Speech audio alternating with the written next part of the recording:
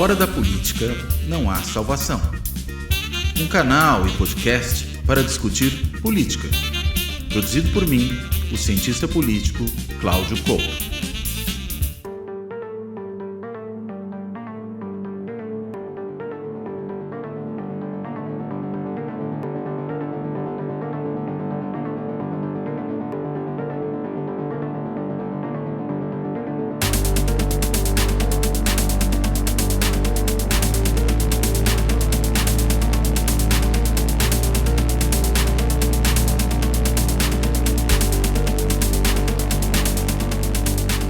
Olá, este Fora da Política não há salvação vai se debruçar sobre a questão da possível anistia que o Bolsonaro e os bolsonaristas têm pedido aí para aqueles que não só perpetraram os atos do dia 8 de janeiro de 2023, né, a intentona bolsonaresca que foi lá, quebrou tudo, tentou fazer com que houvesse ali uma ruptura do início do governo Lula, que talvez fosse interrompido por uma intervenção militar, quem sabe organizada por meio da convocação de uma GLO, uma operação de garantia da lei e da ordem que não foi convocada, como se sabe, em vez disso, se optou por uma intervenção federal apenas na segurança pública do governo do Distrito Federal, que também, ao mesmo tempo, teve afastado o seu então governador, né, ainda governador, nesse momento voltou a ser o Ibanez Rocha, mas que foi naquele momento afastado pelo ministro Alexandre de Moraes do seu cargo, e isso foi suficiente para debelar ali a crise. Mas o fato é que aquilo não é a única questão que está envolvida na ideia de anistia. Embora Jair Bolsonaro, no ato que organizou em sua própria defesa, no dia 25 de fevereiro na Avenida Paulista, ele tenha se referido a uma anistia para aqueles pobres coitados que estão presos lá em Brasília, né, que estão deixando filhos órfãos de pais vivos e por aí vai, a gente sabe que na realidade se falar em anistia aqui significa ir muito além apenas dos pobres coitados, né? Ou dos manés, né? Já que alguns chamam que foi a revolta dos manés, aquela lá. A gente pode também, claro, pensar que é uma anistia, eventualmente, que vai acabar atingindo o caso, né? Se configure, né? Acabe se concretizando, numa anistia também, por exemplo, por os generais golpistas, esses aí que estiveram ali discutindo uma minuta do golpe, aqueles que chamaram seus colegas de farda de cagões, que afinal de contas eram combatentes que fugiam ao combate, né, que deixavam de cumprir as suas tarefas, aqueles que andaram aí tentando urdir uma ruptura institucional, seja lá por que meio fosse, e as investigações aí conduzidas pela Polícia Federal sob o comando do ministro Alexandre de Moraes no STF, têm produzido uma série de revelações que nos ajudam a entender o que foi o enredo todo aí dessa operação golpista, né, dessa tentativa de golpe do Estado. E claro que ainda, né, Bolsonaro recorreu a um elemento da história, e poderíamos até dizer da tradição brasileira. Ora, já se concedeu anistia tantas vezes, né, a pessoas que cometeram barbaridades, como se agora não fosse exatamente uma barbaridade, que tivesse sido ou cometida ou tentada, pelo menos, né, mas, enfim, talvez recorrendo às nossas piores tradições, né, aquelas que muitos até que estão do lado dele gostavam muitas vezes de chamar de tradições de impunidade, né, tradições de, na verdade, deixar tudo para baixo do tapete e coisa do tipo. Mas quando chega a vez daqueles que falavam isso, talvez também mude um pouco a perspectiva a respeito do problema. Enfim, haverá anistia para golpistas? Né? Essa é a pergunta que a gente poderia fazer. E para discutir esse tema, eu tenho aqui duas convidadas, né, duas colegas da Fundação Getúlio Vargas, da Direito São Paulo, da FGV. Uma é a professora Heloísa Machado, que já passou por aqui antes em outras duas ocasiões, pelo menos que eu me lembre aqui. Ela é uma habitué, muito merecidamente, aqui desse canal, e espero que volte muitas outras vezes ainda pelo futuro, né? E a Heloísa, ela é professora, né, da FGV Direito São Paulo. Vou até ler aqui a pequena biografia que está no livro, que, aliás, a Elo, junto com várias outras pessoas, inclusive a nossa outra entrevistada de hoje, acabou de lançar, né? Estado de Direito e Populismo Autoritário, e evidentemente analisando sobretudo o governo Bolsonaro, né? E a Heloísa, ela que escreve aqui um dos capítulos desse livro, também com a nossa outra convidada, de quem eu já vou falar. A Heloísa, ela é professora, como já falei, da FGV Direito de São Paulo. Ela coordena o Supremo em Pauta, que vem já há vários anos realizando pesquisas sobre o Supremo Tribunal Federal, seu funcionamento, seu lugar aí no sistema político e no sistema do Estado de Direito brasileiro, né? Como é que ele influencia todo o nosso processo político e jurídico. E também a Elô, ela é advogada, fundadora do coletivo de advocacia em direitos humanos, né, o CADHU, e é doutora em direito pela USP, além de mestre em ciências sociais pela Pontifícia Universidade Católica de São Paulo, a PUC São Paulo. E a nossa outra convidada é a Luísa Ferraro, que é justamente a coautora da Heloísa nesse capítulo ao qual eu me referi, que está aqui nesse livro, né? E a Luísa, ela é doutoranda e mestre em Direito do Desenvolvimento também pela FGV Direito de São Paulo e é também pesquisadora do Supremo em Pauta, né? Só não vou falar que ela é advogada porque nem necessariamente todo mundo da área do direito é advogado. A Elô, como eu já li na biografia, é advogada. Mas são juristas que vão aqui conversar conosco hoje sobre esse tema. Enfim, então, sem mais estica, eu quero primeiro agradecer as duas, né, por terem topado fazer essa conversa. Agradeço demais, dou as boas-vindas. E começo com uma pergunta, vou começar aqui pela Heloísa. Elô, você acha que é possível que venha uma anistia para esses golpistas da claque bolsonarista? Não só os patetas lá do 8 de janeiro, né, mas também esses mais envolvidos com financiamento, mais envolvidos com articulação, com planejamento, até com redação de textos legais que visariam justificar uma eventual ruptura institucional, ou isso está fora de cogitação? Como é que você enxerga esse problema? Inclusive pensando, né, no que pode resultar disso, por exemplo, se o Supremo vier futuramente, caso uma anistia seja aprovada no Congresso, se ele vier a se debruçar sobre esse tema. Por favor. Tudo bem, Cláudia? É um prazer estar aqui com você. Sempre que você me chamar, eu venho. Eu adoro e acompanho esse canal. E você sempre faz as melhores perguntas, né? Então, haverá anistia aos golpistas? A gente tem uma trajetória, vamos dizer assim, que nos leva a de fato levar a sério essa pergunta. Porque, de fato, o que a gente teve no decorrer dos anos foi essa anistia ao golpista. Mas eu queria retomar um pouquinho do que você falou aqui na apresentação do tema desse programa, né? A gente está falando aqui de um projeto de lei de anistia, que seria ali direcionada, né, para aquela turba que invadiu os edifícios, mas será que isso atingiria também, eventualmente, a cúpula? Como é que isso ficaria? Então, uma coisa muito curiosa, eu acho que é uma notícia que será quase que desvendada com exclusividade aqui no seu canal, no seu programa. Cláudio, a justificativa do Mourão no projeto de lei sobre anistia, e claro, né, aqui lembrando que a anistia é uma atribuição do Congresso Nacional, então é um projeto de lei que cumpre ali, né, os requisitos constitucionais formalmente pensando, é assim que se faz, né, a anistia é uma atribuição que a Constituição dá ao Congresso. E na justificativa ele diz o seguinte: os crimes de atentado contra o Estado de Direito, as instituições, e golpe de Estado precisam de uma anistia. Mas dano ao patrimônio e eventuais crimes que tenham gerado prejuízo ao erário não estariam cobertos por esse projeto de anistia. Quando a gente vê essa informação do PL de anistia diante da maneira como tem se configurado as condenações até agora dessa turba que invadiu ali o Supremo, o Congresso, o Palácio do Planalto, a gente percebe que o objetivo é tirar, né, essa característica de golpe a partir dessas pessoas e que não vai livrar aqueles que foram efetivamente identificados destruindo o patrimônio, né, os quadros, os móveis e por aí vai. E certamente atinge aqueles que incitaram, aqueles que planejaram, né, os mandantes. Então, me parece um projeto de lei bem maroto, onde, na sua justificativa, você coloca ali uma anistia para aqueles que foram, vamos dizer assim, os manipulados, né, a massa que foi manobrada para colocar esse golpe ali em curso, mas que o alvo certamente é quem planejou, né? Porque esses sim estariam em cursos nesses crimes, né? Sobretudo nesses crimes e não envolvidos ali em dano ao patrimônio, em qualquer outra questão.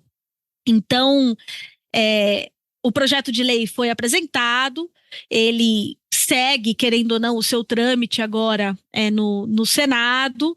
Ele tem essa característica na justificativa que me pareceu ali uma pegadinha, né? Onde publicamente eu vou tentar justificar que são para essas pobres pessoas que foram manobradas e imagina, não achavam que estavam dando um golpe. Inclusive, a justificativa chama essas pessoas de manifestantes, né? Não, são os manifestantes do 8 de janeiro.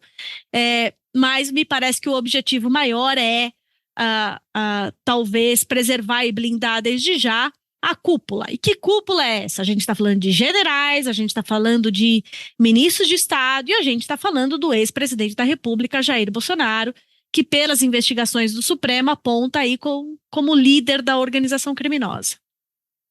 Quer dizer, é muito curioso, né? Até um elemento dessa justificativa que apareceu, inclusive, no próprio discurso do Bolsonaro, no 25 de fevereiro, quando ele também fala olha, não, a dano ao patrimônio a gente não pode aceitar, né? Como se o dano ao patrimônio fosse menos grave do que uma tentativa de golpe de Estado, o que não é verdade, né? Na realidade, há uma inversão aí. Mas, digamos, é mais tangível, né? Para muita gente. Não, eu vi o cara quebrando o relógio que Dom João VI ganhou, né? Da monarquia francesa. Né? E aí aquilo é muito palpável. Enquanto que o golpe de Estado é quase como se fosse um devaneio, né? Um delírio de um monte de gente. Só que um dado interessante aí, né? Então você pune meia dúzia ali, ou um pouco mais, provavelmente, de manés mesmo, né? Quer dizer, o pessoal que foi lá e se deixou filmar quebrando as coisas, furando o quadro do Portinari, destruindo o vidro, etc e tal, e libera aqueles que os levaram, inclusive a produzir o dano ao patrimônio, né?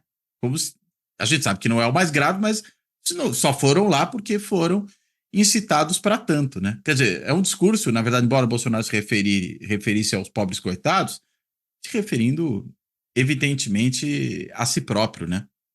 Mas sim, tem chance desse negócio, mesmo cumprindo os trâmites do Congresso, de depois cair? O Congresso tem a atribuição para conceder essa anistia, né? Então a gente está falando de uma figura constitucional que é diferente da graça e do indulto, mas isso passa pela sanção da Presidência da República e isso passa eventualmente por um controle também de constitucionalidade, caso seja questionado no Supremo. E aí eu acho que a gente tem dois momentos importantes aí de eventuais vetos, né? E um momento grande que pode ser, de fato, até considerado um segundo passo que o Supremo vai dar. Porque o Supremo já precisou analisar a constitucionalidade de uma graça dada a Daniel Silveira, pelos mesmos crimes, né? Pela mesma turma, e todos os ministros ali se debruçaram sobre esses argumentos. O Supremo não tratou de anistia, porque não era o caso, né? Tratou dessa competência da Presidência da República, mas uma parte da argumentação que está lá diz que crimes como esses não são suscetíveis desse tipo de perdão. Não me parece ser um argumento muito distante para se pensar também em aplicá-lo no que se refere à anistia, ainda que o Supremo não tenha abordado essa questão. E mais do que isso, né, está evidente na justificativa, no discurso, no uso, de que também o alvo dessa anistia é o Supremo. E aí eu acho que tem algo que se aproxima muito com o caso da graça concedida a Daniel Silveira, né? A justificativa do projeto de lei diz que o Supremo está julgando de maneira injusta porque não consegue saber o que cada um fez naquele momento, de que as pessoas eram meras manifestantes e, na verdade, o tribunal estava sob ataque, e de que as penas são absolutamente desproporcionais e, portanto, o Supremo está cometendo uma grande injustiça. Então, a gente vê mais uma vez, né, o mesmo argumento que foi usado ali para a concessão de graça de Daniel Silveira, né, de que o Supremo tinha condenado de maneira excepcional, desproporcional, completamente fora da realidade, de que ele era apenas alguém exercendo ali a sua liberdade de expressão. É a mesma coisa transformada em não, imagina, era só uma liberdade de manifestação, não tinha crime nenhum ali. Não colou com o Daniel Silveira. Eu diria que não vai colar também, desvendando essa organização criminosa. E é interessante, né? E aí eu vou passar para a Luísa, que tem uma outra questão aí, né? O Supremo, ele teve uma discussão já não tão recente sobre aquela lei de anistia da ditadura militar, né? Aquela que, enfim, foi ali um marco importante no processo de transição da ditadura militar para o regime democrático, né? E acabou, naquela decisão anterior, optando por manter aquela anistia. Mas muita gente aponta que não haveria um paralelo tão claro entre as duas, porque, embora ali você tenha uma anistia significa esquecimento, né? E a gente tenha, nesse caso, a declaração da constitucionalidade fala, olha, mas aquilo foi na transição do regime autoritário para um regime democrático. Nesse caso, uma tentativa de golpe em regime democrático, né? Enfim, será que esse mesmo argumento não poderia, sei lá, comparecer aqui? Não, mas não é tão diferente assim. Luísa, o que você acha? E se quiser completar coisas que a Heloísa já falou também, por favor. Cláudio, queria começar agradecendo o convite da gente estar aqui, falando um pouquinho da nossa pesquisa e outros assuntos mais, todos relacionados. O que eu pensei, na verdade, eu acho que, até relacionando com o que a gente levantou nesses anos de Bolsonaro, e que a gente vai entrar em mais detalhes daqui a pouco, eu imagino, inevitavelmente vai haver um questionamento, acho que praticamente imediato dessa lei, uma vez que ela seja aprovada, né? Imaginando que ela seja aprovada, ela vai bater logo de cara no Supremo. E a gente tem tentado entender qual foi a postura do tribunal ao longo desses 4 anos, né? Então, a gente olha para todas essas ações e essa, apesar de já ser, enfim, no governo Lula, não deixa de ser uma ação relacionada a tudo que aconteceu nesses 4 anos. E há uma primeira, acho que um achado nosso de que nem todas as ações foram controladas, né? Até, enfim, muito mais a ver com a Covid, ali no início da Covid, mas em geral, olhando para todas essas ações, o Supremo efetivamente deu uma resposta esperada a tudo isso, mas me parece que nesse momento, em relação a, enfim, a comoção que se teve com o 8 de janeiro e a resposta do tribunal, os julgamentos exemplares em plenário e depois continuados no plenário virtual, né, em plenário físico e depois levados a plenário virtual, mostram que essa resposta vai vir, eu acho, bastante dura no controle dessa lei quando ela aparecer. Claro, depender de quem vai ser o relator dessa ação, como vai ser ali organizado esse julgamento, mas eu acho que, inevitavelmente, vai haver uma resposta dura também em relação a uma possível anistia. Agora, um outro... Oi, Lu. Oi, Lu, pode falar. Não, acho que esse ponto que a Luísa traz é essencial, né? A depender de quem seja o relator. Porque mesmo no caso Daniel Silveira, a gente teve ali Nunes Marques, André Mendonça, e agora nas condenações de 8 de janeiro, também Nunes Marques e André Mendonça ponderando a responsabilização dessas pessoas e muitas vezes também considerando que não houve ali uma prática de crime de golpe de Estado. Então, talvez a gente acerte até o placar desde já de um eventual julgamento dessas ações. E sobre a anistia da época da ditadura, né?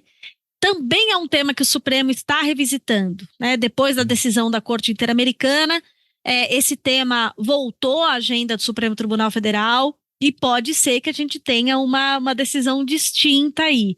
É uma outra composição, é um outro tribunal, mas são os mesmos golpistas, né, Cláudio? Então, Sim. A gente tem algumas semelhanças aí no meio do caminho. Agora, esse argumento de que uma coisa é anistia em transição de regime, né? Outra coisa é anistia na vigência do regime, né? Isso tem alguma relevância desse ponto de vista jurídico? Tem uma relevância na medida em que, quando o Supremo julgou o primeiro caso de anistia, né, a maioria dos votos, né, os votos que ficaram vencidos, usaram justamente esse argumento. Falaram, essa não é uma questão para o Brasil de hoje. Não sei de onde eles tiraram isso, né? Essa não é uma questão Brasil de hoje. As pessoas não estão na rua pedindo justiça para o que aconteceu naquele momento. Foi um preço e uma forma de uma bem-sucedida transição. Imaginaram os ministros do Supremo naquele momento que talvez a gente tivesse há muitos séculos de distância de uma tentativa de golpe e consideraram que o tema da anistia estava superado. Hoje, a gente percebe que não esteve superado, né? Tanto que foi a primeira carta na manga aí a ser usada, não por coincidência, por um senador que vem das Forças Armadas, em processos que envolvem generais das Forças Armadas, né? Então, acho que a gente tem aí uma segunda oportunidade, né? Acho que talvez poucas nações tenham essa oportunidade de corrigir erros de uma maneira tão evidente como está em relação a esse caso da anistia e consolidação da democracia brasileira, né? E me parece que tem um outro dado, né? Que é a importância que há, você falou dos generais, Heloísa, a questão de punir, finalmente, né, militares, né? E, sobretudo, militares de alta patente. A gente está falando ainda que na reserva, nesse momento, né, na maior parte dos casos, de generais de 4 estrelas, né? General Heleno, General Braga Neto, né? Estamos falando no General Teófilo, estamos falando no Almirante Garnier, ou seja, a gente está falando de gente que é do alto escalão militar, né? E que sempre passou ao largo, né? Como se fossem inatingíveis, né? E que eventualmente ajudaram a criar nas Forças Armadas essa cultura de impunidade que afeta também as execuções sumárias perpetradas por Forças Armadas em GLO ou por Polícia Militar, né? Então a gente tem uma coisa estrutural de impunidade no que se refere a militares que tem agora, né, em razão do 8 de janeiro, a gente tem agora uma oportunidade de mudar esse jogo, né? E de dizer que a nossa democracia talvez esteja sendo fortalecida justamente para ao não ceder a essas ameaças, né? E a essas concessões de quem despreza a nossa Constituição de 88 e despreza a democracia, como a gente viu nos 4 anos aí de governo Bolsonaro. Se eu puder só fazer uma complementação. Não só pode como deve, por favor.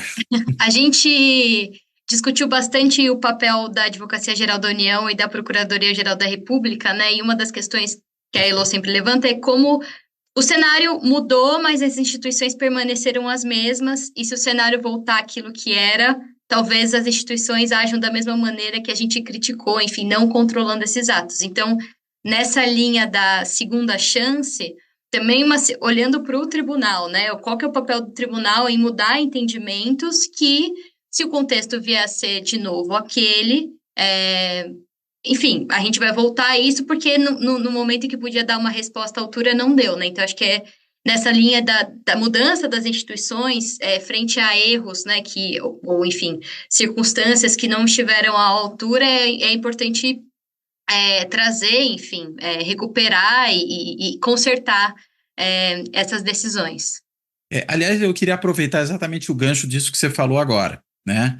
Que é o seguinte, Luísa, vocês no capítulo que vocês escreveram no livro, vocês apontam, vamos dizer aqui, em boa medida, se não, ou a inação da Procuradoria-Geral da República e da Advocacia-Geral da União durante os anos de governo Bolsonaro, no que se refere ao cometimento de atos sabidamente inconstitucionais, né? Então você tem ali uma leniência muito grande, acho que sobretudo no caso da PGR, quando a gente pensa, né? A AGU tem aquele papel, parece que meio híbrido, né? E acho que vocês até usam esse termo no texto, né? Que ora é advocacia, digamos, do Estado, ora é advocacia do governo, você não sabe exatamente, e às vezes assume um caráter personalíssimo de defender membros do governo. E só para a gente não ficar parado aqui só no governo Bolsonaro, eu me recordo, só para voltar um pouquinho no tempo e mostrar governo de tipo muito diferente, que no governo Dilma, o então ministro da Justiça, José Eduardo Martins Cardoso, ele vai para a Advocacia Geral da União para fazer a defesa da presidente Dilma no processo de impeachment, ou seja, uma defesa da presidente, né? Não é uma defesa do governo no sentido mais amplo das suas políticas públicas, de algo do tipo. Mas voltando ao ponto do capítulo de vocês, a PGR, e muitas vezes alinhada, né, de forma muito clara com a AGU naquele período, ela deixa o barco correr, né? Ou seja, não há nenhuma providência e, enfim, outros atores, os partidos políticos, entidades de classe é que vão ter que muitas vezes acionar o Supremo Tribunal Federal, por exemplo, para brecar certas ações, né? Impedir, enfim, e até vou lembrar que o que para mim é talvez a mais importante de todos os pontos de vista da sua importância numa certa mudança de curso do processo político da relação daquele governo com as instituições judiciais naquele momento, aquela famosa decisão da Covid referente às competências dos governos estaduais e municipais no que diz respeito às medidas sanitárias, né? Mas, enfim, aqui a gente tem uma outra PGR, inclusive, né, o Aras deixou finalmente a PGR que foi substituída pelo Gonê. A gente tem uma outra Advocacia Geral da União, né, que, enfim, é de um outro governo que foi eleito na oposição ao governo Bolsonaro. E a gente não está mais falando só de questões de constitucionalidade ou não de atos do governo ou de eventuais condutas de alguns dos seus membros. A gente está falando de cometimento de crimes, né? Então, qual a importância que tem essa mudança, né, da composição? As instituições são as mesmas, mas mudaram seus ocupantes, né? Da composição da PGR, da composição da AGU, da natureza do tipo de julgamento que o Supremo vai fazer, né, nesse novo contexto. Quer dizer, imagine, e mais, né, quem vai ser julgado não é o governo do turno, né? É o governo que saiu e seus membros. Como é que vocês veem essa alteração, a importância disso para justamente a condução desse processo? Pois é, né? A gente tem agora um outro cenário que está colocado para o Supremo julgar essas ações, né? O que o estudo revelou é que o Supremo agiu de maneira muito intensa no que se refere às demandas de Covid, mas que nas outras demandas, mesmo tendo sido muito provocado, não reagiu com a intensidade, ao menos do que foi provocado, e certamente abaixo da intensidade que seria necessária para impedir que tantos retrocessos fossem sentidos nas políticas públicas, né? Então a gente teve um retrocesso muito grande no que se refere à política de controle de armas, que o Supremo não conseguiu barrar. A gente teve um retrocesso gigantesco no que se refere à política indigenista, que também o Supremo não conseguiu barrar. A gente teve um retrocesso muito grande no que se refere a, vamos dizer assim, erosão de diversos órgãos de Estado, né, e subversão ali dos seus signos, seja no que se refere à FUNAI, seja no que se refere à Fundação Palmares, né, e o Supremo também não conseguiu barrar nenhum tipo desses retrocessos. Na demanda de gênero, Cláudio, foi um descalabro, né? A portaria atrás de portaria, bagunçando toda a questão relativa a direitos sexuais e reprodutivos das mulheres, dificultando acesso ao aborto legal. Assim, foi um horror o que foi feito, sem mencionar educação, né? Que são várias das medidas também. Então, a gente teve o Supremo atuando de maneira muito incisiva em Covid. De fato, essa decisão que, vamos dizer assim, reequilibra competências federativas no que se refere ao combate à pandemia, dá um gás, vamos dizer assim, né, para que os estados agissem e a gente não ficasse realmente à mercê da própria sorte durante aquele período, né? Agora, mudou a PGR, né? Mudou a AGU, o Supremo talvez tenha hoje argumentos que o ajudem a tomar decisões, né? Porque o nosso estudo mostrou que durante o período PGR e AGU estavam alinhados na defesa dos atos de Bolsonaro, talvez nas ações que cheguem agora não estejam tanto. E essa mudança já se faz sentir na capacidade que o tribunal tem de enfrentar alguns temas, né? Isso traz, vamos dizer assim, uma constatação bastante preocupante de que o tribunal estava de fato acuado durante os 4 anos de governo Bolsonaro, né? E que ele escolheu ali as brigas que ele poderia fazer e não escolheu outras, né? Acho que agora a dinâmica é completamente distinta, porque a gente tem outros atores institucionais relevantes entrando em cena, né? Uma AGU que parece também comprometida em se repensar, justamente para evitar que algo dessa mesma natureza aconteça, e uma PGR que, bom, passou por um desgaste gigantesco e que a gente já percebe uma postura distinta do Gonê agora frente ao que teve Aras, né? Mas a gente não pode cair nessa falsa tranquilidade e esperança de que pessoas razoáveis nas instituições dão conta de resolver o problema. A gente revelou com o nosso estudo um curto-circuito, que foi muito fácil de ser produzido apenas na indicação da cúpula dessas instituições. A gente precisa repensar a maneira como essas instituições estão organizadas internamente, pensar controles externos melhores, porque realmente é inimaginável a gente passar mais 4 anos com uma advocacia geral da União dizendo que tudo bem o presidente recomendar a cloroquina, porque afinal de contas ele tem a liberdade de expressão dele, e um PGR dizendo tudo bem a presidência indicar a cloroquina, que afinal de contas ninguém tem certeza se não funciona, né? A gente não pode passar por isso de novo, né? Então, alguma coisa precisa ser feita para que esses controles sejam melhores, seja as próprias instituições propondo melhorias, seja a gente retirando tanto o poder desses órgãos de cúpula e incluindo novos atores aí nessa dinâmica toda.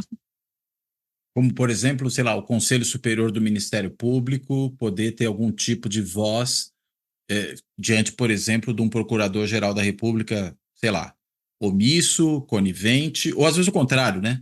Que seja um inimigo de determinados atores políticos e, em vez de, digamos, simplesmente realizar o seu papel, acabe atuando de uma forma enviesada do ponto de vista da disputa político-partidária, né? Pois É a isso gente o exemplo, né? A gente não pode imaginar que o PGR tem um poder que não é revisto por ninguém. Claro. No limite, até as decisões do Supremo Tribunal Federal, colegiadas, são eventualmente revistas pelo próprio tribunal, ou o Congresso aprova uma emenda e eventualmente muda até o parâmetro de controle que o Supremo usa, né? E a gente tem acompanhado casos desse jeito. Como é que a gente vai cogitar que a Procuradoria-Geral da República é o único órgão criado pela Constituição de 88 que não tem nenhum tipo de revisão e de controle? Isso é claramente uma leitura equivocada do texto constitucional. A gente pode pensar num controle interno, né, a própria instituição, como o Conselho Superior do Ministério Público, sendo capaz de ser uma instância de recurso acessível contra decisões ou omissões dessa Procuradoria-Geral da República, e a gente pode pensar em competências compartilhadas. Então, por exemplo, por que apenas a Procuradoria-Geral da República pode ter a atribuição para apresentar investigações e ações penais contra detentores de foro? A gente não poderia imaginar um desenho onde outros atores também poderiam, lógico, com supervisão judicial, etc., dar início a esse processo, né? Então, acho que são formulações dessa natureza. Só um outro detalhe além desse, como a gente... nessa pesquisa em específico, a gente observa o controle da PGR, da AGU, não só no caso da PGR propondo ações, e há uma clara omissão, e uma omissão específica, porque a gente também comparou a posição da PGR, não é que a PGR não ingressou com ações do período, na verdade ingressou com muitas, principalmente Augusto Aras, assim, em relação aos seus antecessores, entrou com muitas ações, mas não eram ações referentes a Bolsonaro, apenas uma era, nesse período de 2 anos e meio. E eram ações como, por exemplo, que a gente sempre destaca, que questionava a prerrogativa da Defensoria Pública em requisitar informações e documentos de órgãos públicos. Então, isso, na visão do Procurador-Geral, era uma violação passível de ser questionada por meio de uma ação de controle. Mas, além do ingresso com as ações, o olhar para essas manifestações que se dão ao longo do processo, e uma das coisas que a gente observa é que a omissão se dá também ao longo dos processos, porque em grande parte se deu depois que as ações perderam o objeto. Então, vale relembrar que eram ações que tinham objetos bastante específicos, por conta do modo como o governo escolhia ali. Então, medidas provisórias, decretos, omissões foram muito questionadas, e tinham ali uma durabilidade, né? Então, as medidas perdiam objeto, caducavam, ou eram convertidas em lei, os decretos eram rapidamente revogados ou substituídos. Então, essa dinâmica temporal do processo, ela importava muito nessas ações por conta da natureza das medidas. E, em grande parte das manifestações da PGR nas ações, se deu depois que perdeu o objeto, e aí a manifestação era bastante simples. Não vou falar nada a respeito do mérito, porque elas já perderam o objeto. Então, além, enfim, desse controle, desse compartilhamento de responsabilidade, talvez algo processualmente que leve a Procuradoria a fazer uma manifestação a tempo pertinente, né?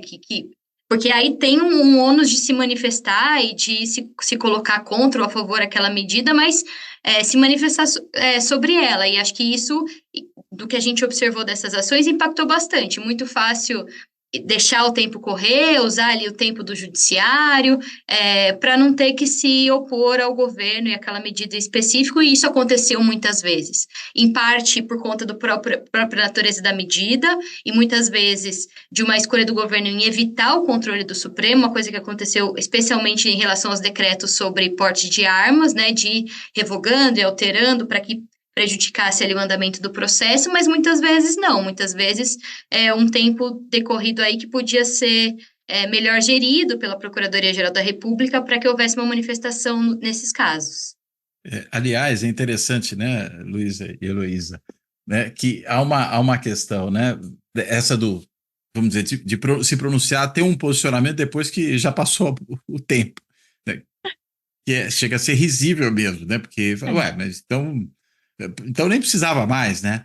Mas tem uma outra situação que aí não é tanto com relação a esses casos, né? De novo, de análise da constitucionalidade das medidas ou das omissões, etc. Mas é quando você tinha algum tipo de indício do cometimento de um delito ou algo do gênero, falou, não, faremos investigações preliminares. E ficava nesse estágio de investigações preliminares ad eterno, né? E nunca se tomava nenhuma outra providência. É quase como se fosse o avesso do outro caso, né? Outro caso você deixa a coisa caducar, porque aí depois o parecer se torna inócuo. E no outro caso, você deixa ali em banho-maria eternamente, né? Para que nunca nenhuma providência seja tomada, né? E com isso, você tinha um governo que cometia as maiores barbaridades possíveis e imagináveis, sem que o órgão, né, responsável por fazer isso tomasse providência. E aí o que mais também me chamava atenção ainda, né, e de novo veio do coisas que vocês falaram, me ocorreu isso agora, né, não tem, a Heloísa falou, não tem nenhuma instância que consiga, digamos, se contrapor ao PGR.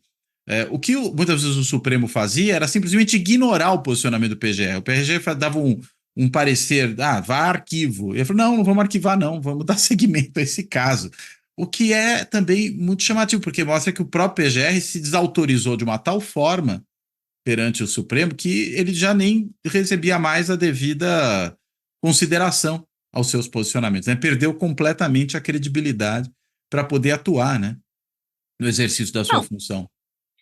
Exatamente, né? O que a gente conseguiu observar nesses anos é de que, diante, né, dessa atuação da PGR, por inação, ou por chancela, ou por demora, né? Mas de uma atuação que pode ser classificada como incapaz de controlar os atos de governo, que outros atores tentaram ocupar esse espaço, né? Então, partidos políticos noticiaram crimes diretamente ao Supremo Tribunal Federal, o Conselho Superior do Ministério Público foi instado também a promover a abertura de algumas investigações, e o Supremo acabou respondendo algumas dessas demandas, né? Também, me parece, no intuito de procurar um caminho constitucional diante desse curto-circuito criado por uma PGR que não controla atos de governo. Né? Isso já vem de alguns anos, né? Mas sobretudo desses últimos anos, na ideia de que talvez o pedido de arquivamento da PGR tenha, sim, esteja também submetido à regra geral de cabimento de recurso, de que o Supremo talvez possa negar se há um pedido de arquivamento, ele pode falar não, né? Mas, querendo ou não, todas essas decisões desembocavam ali no final em ser o PGR o titular da ação penal e, portanto, ser alguém que, no limite, vai ser capaz ou não de denunciar alguém. E aí, claro, que você teria uma investigação infrutífera se o agente acusador não tem a intenção de acusar, né? E muito deletéria também essas investigações preliminares, né? Porque longe da luz do sol, ninguém sabia que investigação era essa, se estava realmente aberto ou não, qual o andamento. Então, assim, a gente teve um estrago em termos de construção institucional nesses anos na PGR que foi muito grande. E quando o Supremo precisava decidir um caso contra a posição da AGU e contra a posição da PGR, lógico que ele tinha um ônus maior, né? Porque ele tinha 2 atores institucionais ali do processo falando tá tudo bem, cloroquina, né? O Supremo tinha que assumir sozinho esse ônus de falar não tá tudo bem, né? Então há uma dinâmica também de ônus argumentativo no curso desses processos que foi deixando muito caro para o Supremo tomar algumas decisões, assim como de eventualmente não arquivar processos, né? Porque claramente é uma mudança na compreensão que se tem do alcance do poder do Ministério Público, que a gente tem problemas quando o judiciário assume uma investigação para si, né? A gente já viu isso várias vezes em outros contextos, inclusive. Então, acho que compreender a maneira como o Supremo agiu nesses 4 anos precisa passar pela leitura de que era um período excepcional de erosão da Constituição, né? Se a gente tenta medir as ações do Supremo pela régua de uma normalidade institucional, a gente não entende o que aconteceu, né? Realmente tudo parece muito despropositado. Só assumindo que a gente teve à beira de um golpe, como de fato a gente esteve, que a gente consegue entender, né, e contextualizar a parte das decisões do Supremo nesse período. E é interessante porque isso ajuda a entender o negócio. Eu tenho chamado isso de armadilha populista, né? Porque cria uma situação que é a seguinte, né? Vamos pensar em cima disso que a Heloísa acabou de falar, mas o Bolsonaro ia lá e cometia as maiores atrocidades. Aí alguém ingressava com uma ação no Supremo para questionar aquilo. Aí o Supremo decidia contra a ação do Bolsonaro. Aí o Bolsonaro atacava o Supremo porque estava decidindo contra si, né? O caso lá da pandemia, do qual a gente já falou, é um exemplo disso. Agora eu não posso mais fazer nada porque agora é só prefeito e governador que pode. Mentira, mas atacava o Supremo. Aí o Supremo, ao ser atacado, tinha que se defender como instituição. Ao se defender como instituição, Bolsonaro e os bolsonaristas apontavam o dedo para o Supremo e falavam, ó, tá vendo como o Supremo tem lado? E isso entrava num ciclo infinito. E a mesma coisa por essa postura mais, eu diria, proativa que o Supremo teve que adotar em certas situações. Bem, o PGR não age. Estão botando fogo no país. Também não dá para ser, não. Se o PGR falou que é para arquivar, vamos arquivar. Não dá. Não pode deixar as coisas, né, desandarem. Aí o Supremo age, fala, olha aí, ó, Supremo ativista. Né? Agora, a gente tem ainda hoje questionamentos que vão no sentido de que, mesmo assim, não haveria excesso, né? Não haveria, por exemplo, excesso na maneira como muito poder se concentrou nas mãos do ministro Alexandre de Moraes, ou da forma como ele conduz esse processo,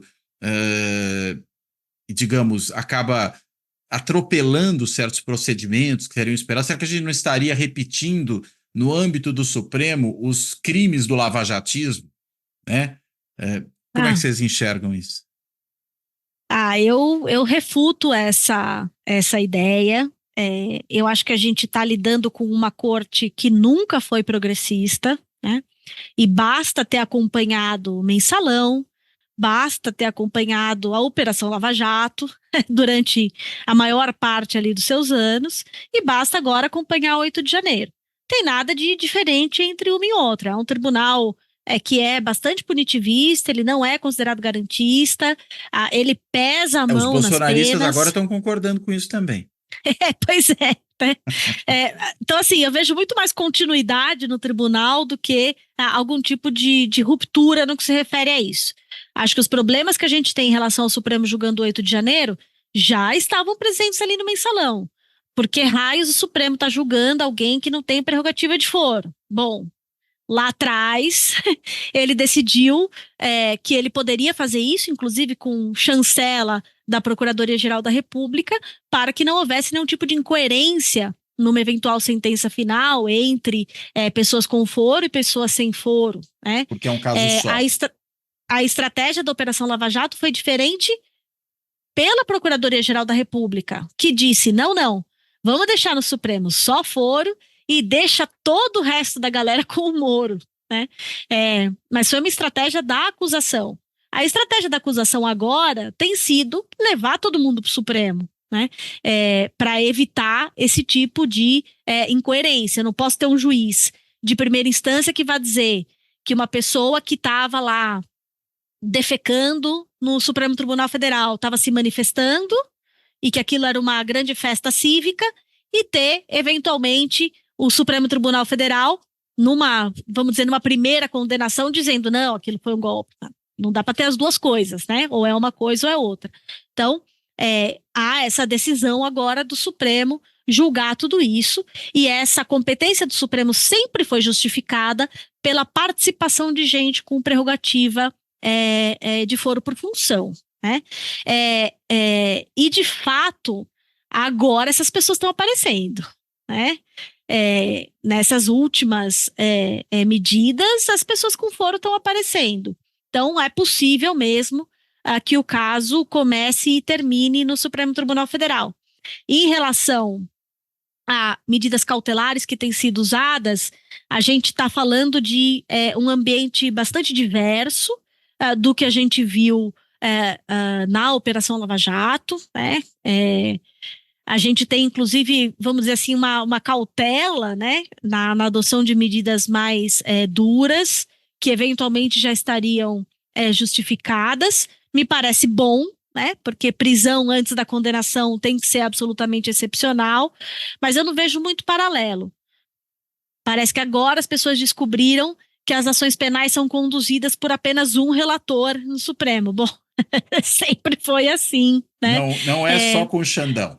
Não é só com o Xandão, né? E aí tem o perfil, lógico, do ministro, né? Que tem um perfil muito particular, que tem o perfil de ter sido alguém que vem da segurança pública, de ter, né, vamos dizer assim, essa pegada bastante incisiva no que se refere ao combate ao crime, ter feito disso uma marca pessoal, inclusive, seria difícil imaginar outra postura de Alexandre nesse processo.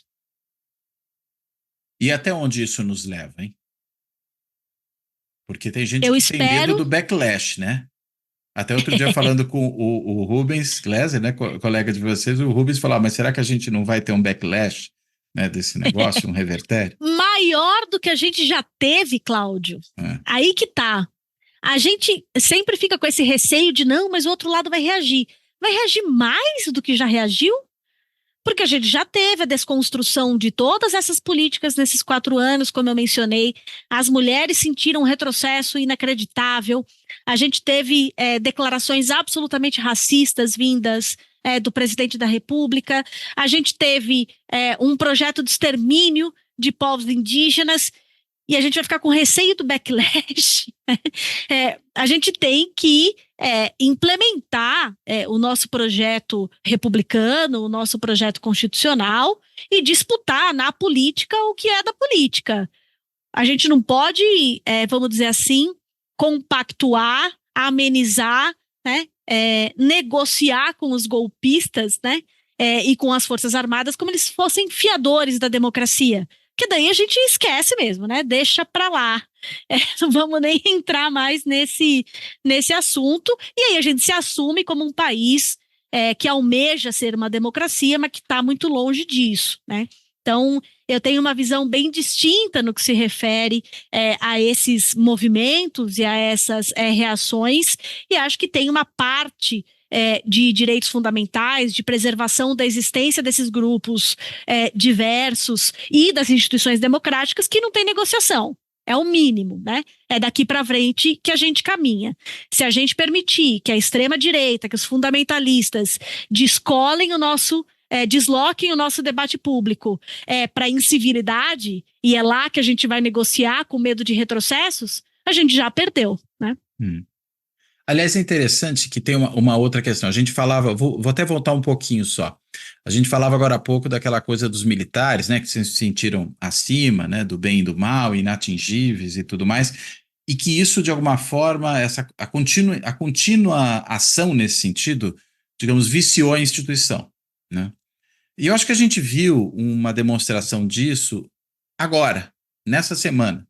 E eu estou pensando no quê? Num julgamento que ocorreu no Superior Tribunal Militar, referente àquela intervenção federal na segurança pública do Rio de Janeiro, em 2018, ainda governo Michel Temer, conduzida pelo Braga Neto, em que vinha ali pela via uma família dentro de um carro, indo para um chá de bebê, né? E o carro levou mais de uma centena de tiros, né? E acabaram assassinando o motorista, né? Que era um músico. O catador de recicláveis que foi lá tentar socorrer a família também acabou sendo assassinado pelos soldados, e a decisão do STM agora é que era legítima defesa. Poxa, com tanto tiro assim, mesmo que houvesse a possibilidade da gente cogitar a legítima defesa, né? Enfim, e atiraram sem nem saber de quem se tratava, e atiraram no cara que estava socorrendo as pessoas. Ou seja, parece que realmente esse vício, né, das corporações militares, inclusive no âmbito judicial, é importante, né, de ser considerado. Não, e outra, né? A partir do momento que você começou a falar, né, Superior Tribunal Militar, por que raios uma jurisdição militar está julgando um homicídio contra um civil numa atividade de segurança pública? Né? É esse o padrão que a gente quer? É isso que a gente quer? A gente quer uma justiça militar para julgar esses casos, né? Assim, tá tudo errado, Cláudio, né? E lógico que esses processos de anistia passam por isso. O artigo do Conrado na Folha, esses dias foi muito bom, né? Que fala que ele fala dos irritometristas, né? Irritometristas das Forças Armadas, né? Sempre essa cautela, não, mas as Forças Armadas vão ficar irritadas, mas e agora? Não, melhor a gente não avançar, porque se eles reagem, o que de pior vai acontecer se não a execução de jovens cotidianamente pelas forças de segurança, pela insurreição golpista de cúpula de Forças Armadas? É um escândalo tudo isso, né? Como é que a gente pondera isso que está acontecendo? Então, a minha posição é bastante, vamos dizer assim, incisiva, né? De que a gente precisa pegar o livrinho, né? A Constituição? Precisa pegar o livrinho e precisa pôr o livrinho para ser implementado de vez, e se isso for feito com a revisão judicial do Supremo que seja, se isso for feito por uma presidência da República, ótimo. Se o Congresso Nacional quiser aderir a esse projeto, será muito bem-vindo, né? Mas qualquer um que quiser destruir esse projeto, o que a gente espera, no mínimo, é que tenha um órgão de controle à altura para barrar qualquer tentativa golpista, né? Aliás, é interessante que nesse caso aí dos golpistas, né? Inclusive já houve manifestações de gente da cúpula das Forças Armadas, inclusive do próprio Superior Tribunal Militar, de que dessa vez o problema não é com eles, né?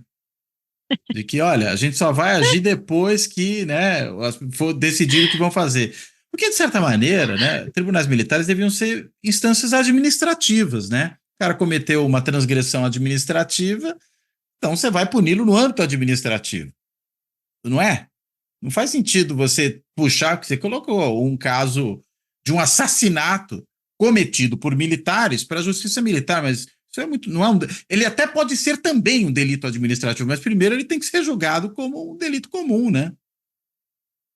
Não, exatamente, transformar tudo isso em crime militar, que loucura é essa? E você sabe que a gente tem uma série de casos também em que se cogita de civis serem julgados na Justiça Militar. Isso, exatamente. Isso está na agenda do Supremo Tribunal Federal, né?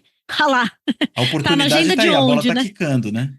Pois é, né? A gente espera que tenha, vamos dizer assim, alguma adesão aí a um modelo futuro que seja mais justo, porque, olha, não foram boas decisões que nos trouxeram até aqui. E fica nas mãos, nesse caso, claramente do Supremo, né? E aí acho que a conjuntura é muito propícia, né? Porque se você tem uma conjuntura que você já está aí, e tudo indica, espero não estar errado, né? Que você terá finalmente o sentenciamento de militares golpistas de acordo com o que a lei prevê. Isso vai ser um ponto de inflexão na história do país. Né? Se a gente considerar que desde 1889 as Forças Armadas intervêm reiteradamente na política nacional e fica tudo por isso mesmo, e ainda tem, né, a irretometria que o Conrado se refere, as pessoas com medo do que os militares podem achar ou não, se eles estão gostando ou não estão gostando, os 1000 dedos que o presidente da República tem ao falar deles, até outro dia falou uma bobagem ao se referir à questão, né, dos crimes da ditadura, enfim. O presidente anda falando muita besteira, ele precisa talvez pensar um pouco mais antes de falar nas mais diversas searas, mas isso é outra história. Né? Agora, de qualquer maneira, a gente tem uma oportunidade única, né? Que é essa de não só punir os militares, mas eu acho que de rever, por exemplo, isso, né? E aí as coisas se conjugam, né?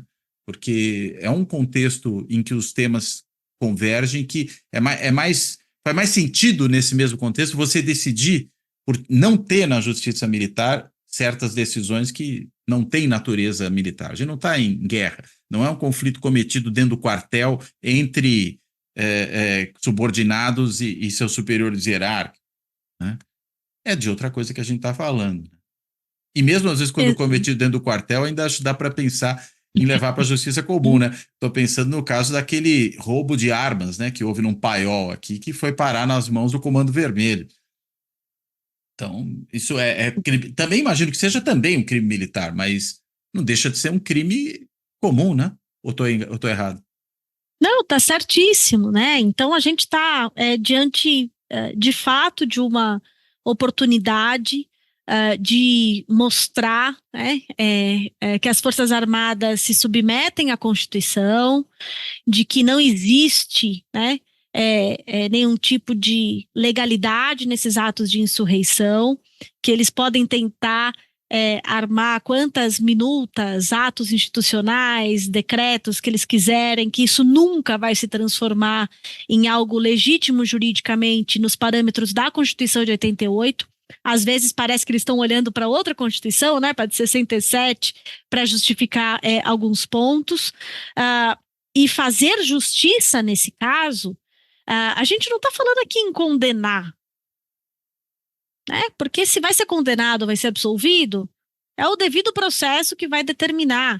A gente está falando em trazer essas pessoas para a justiça, coisa que não foi possível ser feito com torturadores, né, e todo tipo de criminosos da época da ditadura que sequer foram chamados a dar explicações, né? E aqui, enquanto você falava, Cláudio, estava lembrando, né, da postura de General Heleno na comissão parlamentar de inquérito sobre o 8 de janeiro, né? Como ele ficou irritado de ter que responder perguntas, né, de parlamentares. Realmente deve ter sido a primeira vez que ele precisou responder uma inquirição ali, e claramente o seu desconforto ficou evidente, né? Então, acho que a gente tem, vamos dizer assim, maturidades e aprendizados institucionais, espero eu, para que isso não escape, vamos dizer assim, de uma regra geral de responder a um processo quando comete um ilícito, eventualmente ser condenado e cumprir uma pena, se assim for o caso, e que, vamos dizer assim, isso sirva de exemplo para que qualquer sanha golpista fique um pouquinho mais desmobilizada, né, que é a palavra que eles usam ali nos quartéis, que claramente a impunidade nesse caso é um motor para, por que não? A gente vive dando golpe e nunca deu nada, vamos lá, né? Por que não mais um, né? Pega nada, né? Eu fiquei me perguntando se o general Heleno, depois dessa oitiva aí, se ele não foi para casa e fazer anotações no seu diário. Querido diário, hoje fui inquirido na Tem CPI, essa, né? né? Porque, enfim, a gente descobriu, né, com essas investigações que, além de tudo, o general Heleno tem o seu lado aí de quem gosta de fazer anotações no diário, né? Então, é provável O que ele pessoal tenha gosta algum de tipo de deixar registro, né? Isso é muito Registrar no impressionante, né? Instagram, registrar no Facebook, registrar em diário, imprimir a minuta de golpe, né? O pessoal gosta de deixar rastro mesmo. Não, isso chama muita atenção. Aliás, só pegando mais um último ponto que eu acho que é importante ainda sobre essas investigações. Tem um caso que, para mim, ainda eu quero ver como é que a própria justiça vai resolver esse caso, que é o que envolve o general Freire Gomes. E também, né, por extensão, o general, o general não, o brigadeiro Batista, né? Os dois parece que tem um papel meio ambivalente nessa história, né?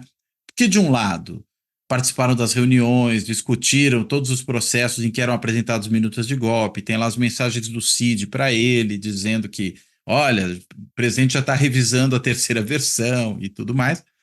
E, ao mesmo tempo, é, vamos dizer, foram inclusive atacados por alguns de seus pares, né? O caso do Braga Neto que tornou isso mais explícito, porque resolveram não aderir ao golpe propriamente dito, né? Participaram, vamos dizer, dessas ações preparatórias, para usar uma expressão que alguns têm usado, mas não pelo jeito, não intencionavam levar isso à frente. Aí alguns questionam, bem, mas deviam então ter feito a denúncia lá atrás, ou tomado uma providência que fosse lá atrás.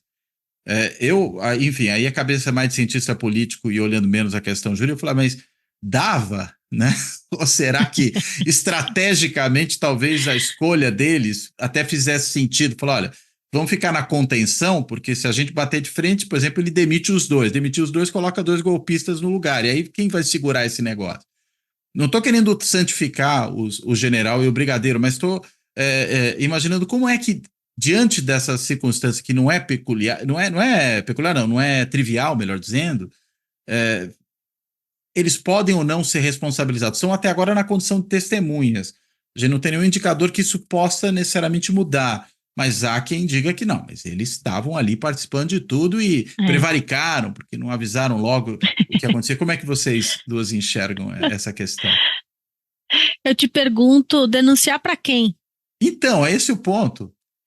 Né? Ou dar voz de prisão ao presidente, mas e os outros que estão ali em volta? Mas como dar voz de prisão ao presidente? Oh, Aí gente. o presidente fala, não, o senhor está demitido, o senhor não é mais comandante do exército. Enfim, essa circunstância ela faz parte, né, da avaliação ali do crime de prevaricação, né? Então é evidente que esse contexto vai ser levado em consideração e não me parece que esse será um caminho viável, né? Que é justamente a discussão pode ser, tá, para quem? Eu denunciaria para o Aras? Pro Xandão. Pois é, né? Mas não é para ele que se denuncia, né? Sim. Enfim, então eu acho que isso talvez não tenha nenhum segmento, não, no que se refere a essa ideia de prevaricação, porque esse contexto, de fato, faz parte, inclusive, né, da possibilidade de tipificação ou não. Ainda que, lógico, em tese a gente possa falar, peraí, estamos falando de um general, de um comandante de alguma das forças que poderia, claro, encontrar meios de expor e evitar isso. Mas isso depende de como as investigações vão se desenrolar, Cláudio. Para mim não é muito evidente, não, e o contexto justificaria, vamos dizer assim, escolhas, né, estratégicas, se for esse o caso, né? Mas é a investigação que vai mostrar como isso se desenrolou. Você vai na mesma linha, Luísa? Eu vou também. Eu acho que a gente está descobrindo muitas coisas, né? Das quais a gente imaginava, mas as investigações têm mostrado isso, né? As novidades, elas são diárias quase, das investigações, enfim, das pessoas que vão abrindo o bico aí do que está acontecendo, um após o outro, colocando um na reta, e aí a pessoa se vê ali na mira e também vai levando o outro, enfim. Então, esse é o argumento da defesa, né? Dizer que ele praticamente segurou o golpe, porque se tivesse saído dali, uma outra pessoa teria se posicionado e teria aderido muito facilmente, porque seria já alguém escolhido com esse intuito. Exato, a dedo. Né? Mas eu também espero mais informações aí para a gente fechar esse quebra-cabeça. Eu acho que ainda vão surgir. Mas é isso, é uma ambiguidade, acho que é o que você falou. É difícil a gente conseguir fazer uma leitura tão precisa nesse momento também sobre a postura dele especificamente. E eu ainda fiquei pensando em qual é o sinal que você dá, né? A depender da adesão. Vai, você pune o general Freire Gomes e o brigadeiro Batista. Você está dizendo, olha, da próxima vez que alguém tentar isso, não vacile, vá junto. Porque se você vacilar, além de tudo depois, você vai ser condenado também. Você vai ficar como traidor para a sua turma e vai para a cadeia que nem eles. De alguma forma, a sinalização é problemática, né? Nesse sentido também. Então, acho que, provavelmente, imagino, isso vai ser considerado. Muito bem. Muito obrigado, Luísa, Heloísa. Né? Parece até uma dupla sertaneja, né? Quando a gente fala assim, né? Maiara e Maraísa, uma coisa assim. A gente vai começar a cantar agora, Cláudio. Uma dupla sertaneja. Mas eu quero devolver para vocês duas a palavra, para que vocês possam, enfim, se ainda tiver algum ponto que a gente não abordou, vocês acham importante trazer, que vocês possam fazer e, claro, aí na sequência também, fazer as considerações finais. Por favor. Não, eu só queria dizer que você falou da armadilha populista, né? E eu acho que a gente ainda tem muitas armadilhas para desarmar depois do que aconteceu nesses 4 anos. E me parece que uma das armadilhas vamos dizer assim, rapidamente considerar que a gente já está num estado de normalidade, né? Me parece que a gente está um pouquinho distante ainda desse cenário, que tem muito risco no que se refere à força, né, desse movimento golpista, desse movimento populista, autoritário. Não me parece que esse tenha sido um risco que passou, né? Novas lideranças vêm despontando. A gente viu figuras bastante extremistas ocupando espaços de destaque no âmbito do legislativo. Talvez a gente tenha aí períodos ainda muito difíceis. Então, é muito importante que nesse momento em que a gente tem um governo que não tem inclinação autoritária, né, que comete erros, acertos, mas que, vamos dizer assim, joga o jogo democrático, de que a gente tenha a oportunidade de melhorar as instituições para que num eventual revés a gente não sofra tanto e tenha mais, vamos dizer assim, portas de saída de emergência que nos custem menos do que esses 4 anos nos custaram, né? Eu não gostaria, vamos dizer assim, de dar um tom de já passou, o Supremo já está julgando tudo, já está resolvido, né? Me parece que a gente tem ainda muita briga e muita disputa pela frente e que não serão anos fáceis, Cláudio. Parece um pouco aquela, acho que é do Churchill, né? Preço da liberdade e eterna vigilância, alguma coisa nessa linha. Eu não me inspiro nele, né? Eu nem estou dizendo que sim, mas o sentido parece que é um pouco o mesmo, né? Eu acho que eu prefiro né? um ditado popular, né? De gato escaldado tem medo de água fria, Isso. eu prefiro. Ou seguro morreu de velho, né? Também. Exatamente. Esse também vale. Luísa, por favor. Por aí.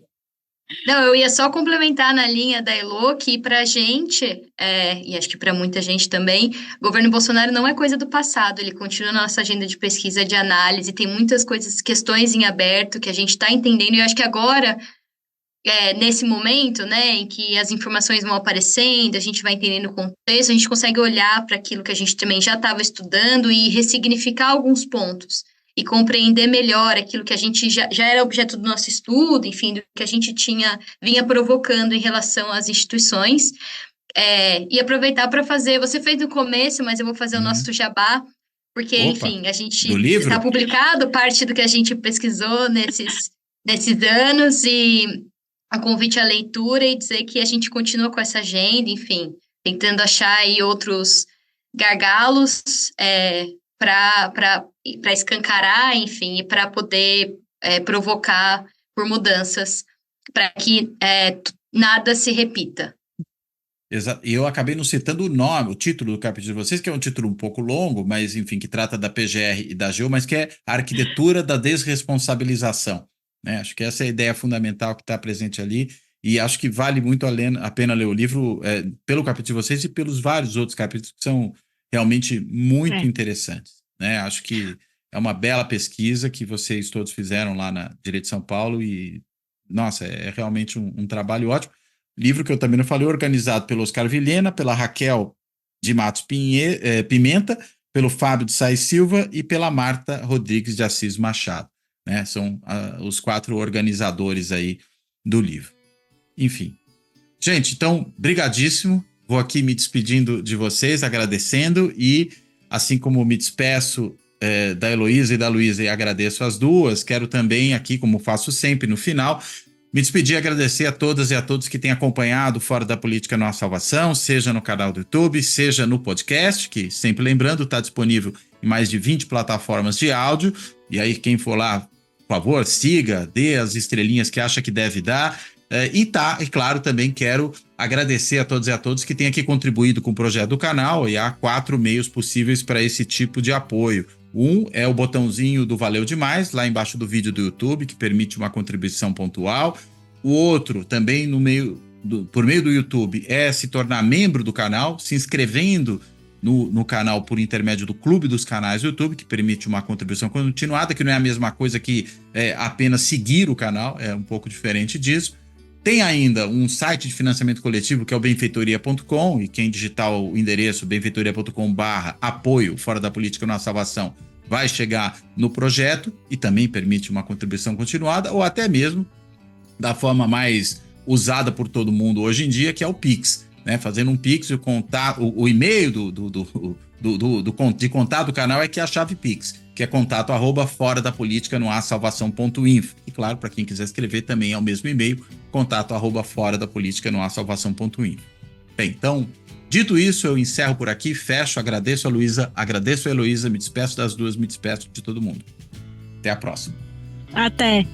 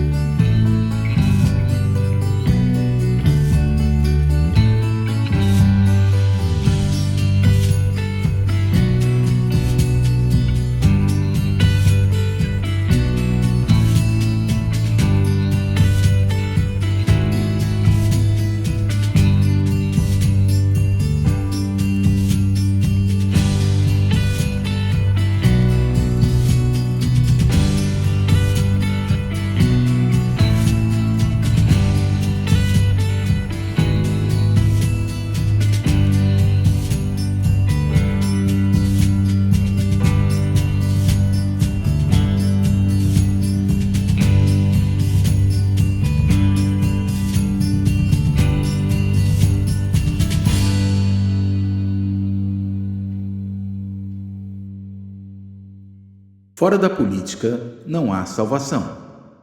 Um canal e podcast para discutir política. Produzido por mim, o cientista político Cláudio Couto.